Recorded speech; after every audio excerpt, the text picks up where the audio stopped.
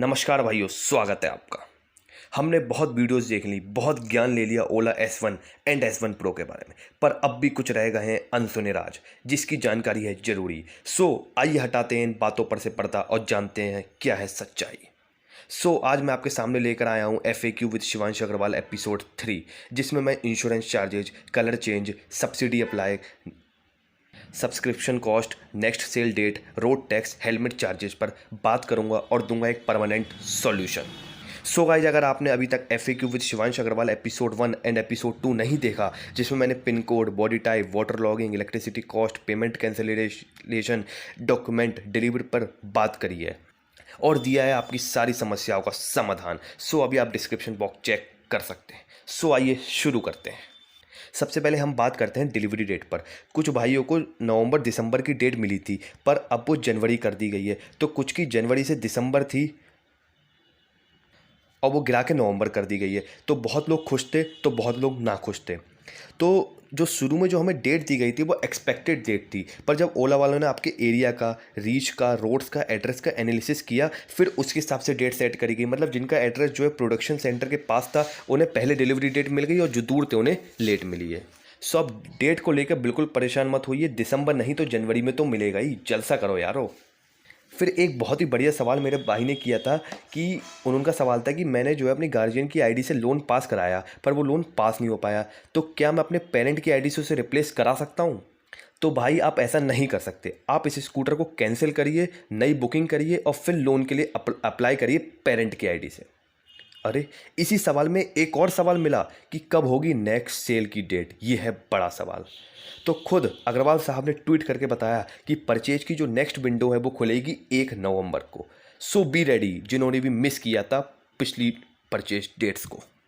फिर यहीं पर एक और इशू आता है कि अगर हमने गिवन डेट पर पेमेंट नहीं किया या हमारा लोन पास नहीं हो पाया तो हमें नेक्स्ट डेट मिलेगी, क्या हमें आगे की डेट मिलेगी? तो इस बात पर ओला ने साफ कर दिया, कहा 1 चांस इज इनफ। मतलब कि अगर आप किसी भी कारणवश पेमेंट नहीं कर पाए तो आपका स्कूटर किसी और का हो जाएगा, आपकी अमानत किसी और की हो जाएगी। मतलब ये स्कूटर किसी और को डिलीवर कर दिया जाएगा, आपको कोई मौका नहीं दिया जाएगा। आप इस चीज़ पर ज़्यादा ध्यान दें पेमेंट पर। फिर road tax, registration tax, helmet charges पे तो मानो कस्टमर और ओला वालों के बीच में युद्ध चल रहा है। लाखों लोगों ने ट्वीट कर डाले कि ये हमसे क्यों लिया जा रहा है, हमारे स्टेट में तो ये फ्री है तो हम क्यों दें। तो इस पर ओला वालों ने तोड़ी चुप्पी और डाला एक ट्वीट। इससे साफ पता चलता है ट्वीट से कि अगर स्टेट गवर्नमेंट वाले जो है ओला वालों से टैक्स लेंगे तो ओला वाले आपसे लेंगे, वरना आपसे कोई टैक्स चार्ज नहीं किया जाएगा। Don't be hyper. अगर आपके स्टेट में कोई टैक्स नहीं लगता तो ये अमाउंट जो है टैक्स का, ये फाइनल पेमेंट के समय डिडक्ट हो जाएगा। ये आपके 20,000 रुपये में से वापस नहीं आएगा। फाइनल पेमेंट जब आप करोगे तो उसमें से, लिस्ट में से 20,000 रुपये कम हो जाएंगे। और रही बात हेलमेट की, तो भाइयों हर स्टेट में जो है हेलमेट कंपलसरी करा गया आपकी सेफ्टी पर्पस के लिए। तो जिन स्टेट में एक हेलमेट कंपलसरी है वहाँ पे आपको 750 रुपये लिए जा रहे हैं, और जहाँ पे 2 हेलमेट कंपलसरी है वहाँ पे आपसे 1300 रुपये लिए जा रहे हैं। तो कोई ओला वाले आपसे ज़्यादा नहीं ले रहे हैं। फिर मैं अपने मुंबई वाले भाइयों को कैसे भूल जाऊंगा। एक भाई ने मुझसे पूछा कि महाराष्ट्र में इस समय सब्सिडी जो है 5,000 रुपये शो हो रही है जब हम पेमेंट कर रहे हैं, और जो नई पॉलिसी के तहत जो है सब्सिडी की अमाउंट ज़्यादा होनी चाहिए। तो ओला वालों ने कहा कि we will soon update it till final payment. आप थोड़ा वेट करिए, अभी उन्होंने नई पॉलिसी को अपने प्रोसेस में नहीं लिया है, जैसे ही वो लेंगे तो ये सब्सिडी की अमाउंट बढ़ जाएगी। फिर एक और मुद्दा मार्केट में गर्म है कि ओला वालों का इंश्योरेंस लें या पर्सनल लें। तो भाई ये आपकी ओन चॉइस होगी, पर इंश्योरेंस लेना कंपलसरी है। ये आपके ऊपर है, आप ओला वालों को लो या पर्सनल लो। अगर आप ओला वालों से इंश्योरेंस लोगे तो आपकी जो स्कूटर की डिलीवरी है वो उस डिलीवरी वाली डेट पे आ जाएगा। पर अगर आप बाहर से इंश्योरेंस लोगे तो सबसे पहले आपको ओला वालों को अपना इंश्योरेंस नंबर बताना पड़ेगा। वो फिर उसको स्कूटर से अपडेट करेंगे, अटैच करेंगे, फिर आपके घर पर स्कूटर की डिलीवरी करेंगे। It will take time. तो ये आपकी मर्जी है।